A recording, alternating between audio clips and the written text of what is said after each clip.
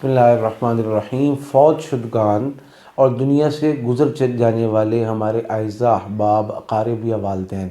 ان کو جب ہم خواب میں دیکھتے ہیں، ان کی کیا تعبیر ہے،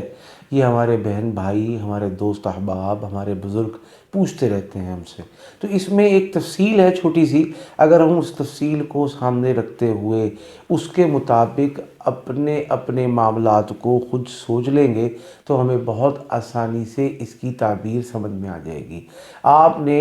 اپنے کسی گزرے ہوئے عزیز کو بہت خوش باش دیکھا ہے خواب میں، تو اس کا مطلب ہے کہ اللہ نے اس کے اپنے اس دنیا میں کیے ہوئے اعمال کو قبول فرمایا ہے، اس کی برکت سے اسے آخرت میں قبر کے حالات میں، برزخ کے حالات میں خوشیاں عطا فرمائی ہیں۔ یہ بہت ہی اچھا خواب ہے۔ اب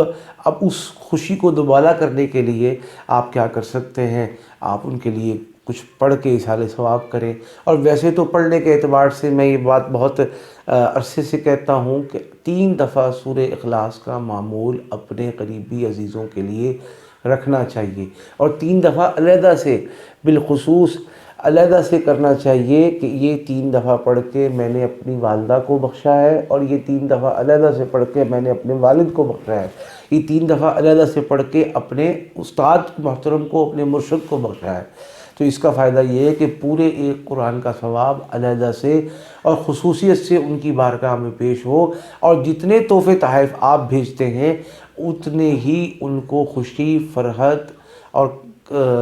کامیابی کا احساس، اور ان کو اپنی دنیا میں موجود دوستوں بھائیوں سے فیض اور فائدہ پورا پہنچتا رہتا ہے۔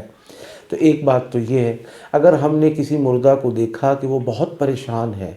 تو اس پریشانی کے عالم میں وہ آپ کو کچھ کہہ رہا ہے، کہہ نہیں پا رہا ہے، وہ کچھ کہہ رہا ہے آپ سمجھ نہیں پا رہے ہیں، یا کچھ اس نے ایسا کہا ہے کہ آپ کی سمجھ سے بالا ہے، تو ہو سکتا ہے کہ وہ وصیت کوئی آپ کو یاد دلاتا ہو کہ میرے بھائی کو، میری بہن کو، میرے بیٹے کو، میری بیٹی کو میری یہ وصیت یاد کروا دینا۔ ہو سکتا ہے کہ کاغذ ان کے پاس لکھے پڑے ہوں، اور ہو سکتا ہے کہ زبانی کہا گیا ہو، اب وہ ان کی نظر سے، ان کے دل دماغ سے اوجھل ہو گیا۔ اگر ہم جا کے بتائیں تو ہو سکتا ہے کہ ان کو یاد آ جائے اور وہ وصیت پوری کر دیں۔ اور بعض دفعہ حقوق کی بات ہوتی ہے، قرضوں کی بات ہوتی ہے، کہ ہم اگر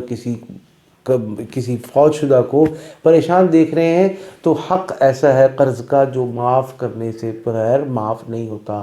شہید کو بھی پہلے قرض کا حساب دینا ہوگا، بعد میں شہادت کا رتبہ اور اس کے جو اعزازات ہیں وہ بعد میں ملیں گے۔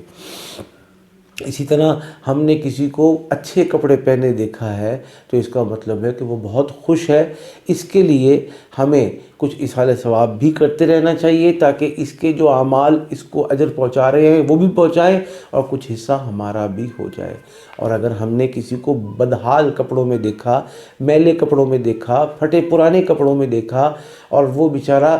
کپڑوں کے اور بالوں کے اعتبار سے پراگندہ ہے، تو اس کا مطلب ہے کہ ہم اپنے قریب کسی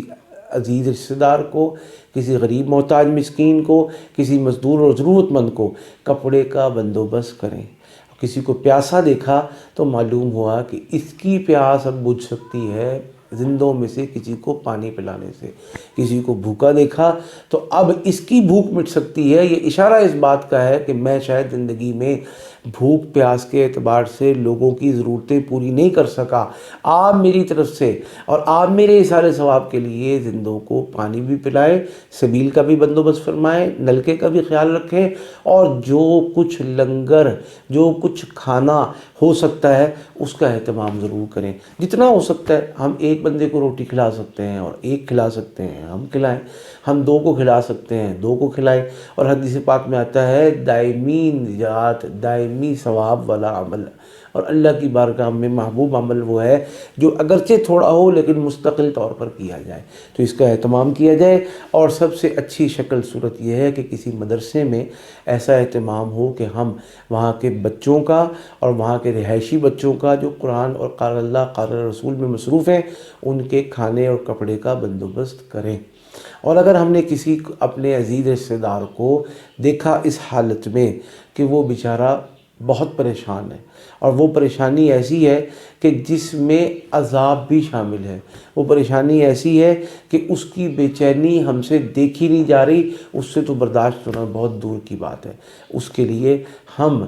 خصوصیت سے اس کی آل اولاد کو یہ بتائیں اور اس بات کا احساس دلائیں کہ ہمارے والدین یا ہمارے والد صاحب یا ہمارے چچا یا تایا اس مشکل پریشانی میں ہیں، ان کے لیے مستقل اصحال ثواب کا بندوبست پڑھ کر اور کچھ نہ کچھ ایسا سلسلہ کیا جائے کہ جو حقوق زمین کے، جو حقوق قرضوں کے، جو حقوق کسی کے مال دبائے جانے کے، جو حقوق اللہ معاف کرے سود کے کھانے کے تھے، ان سب سے بچ کر اور ان کو بغیر ثواب کی نیت کے ان لوگوں تک پہنچا دیا جائے جن جن کے حقوق تھے، اور اگر سود لیا تھا اس سود کو بغیر ثواب کی نیت کے صدقہ کر دیا جائے۔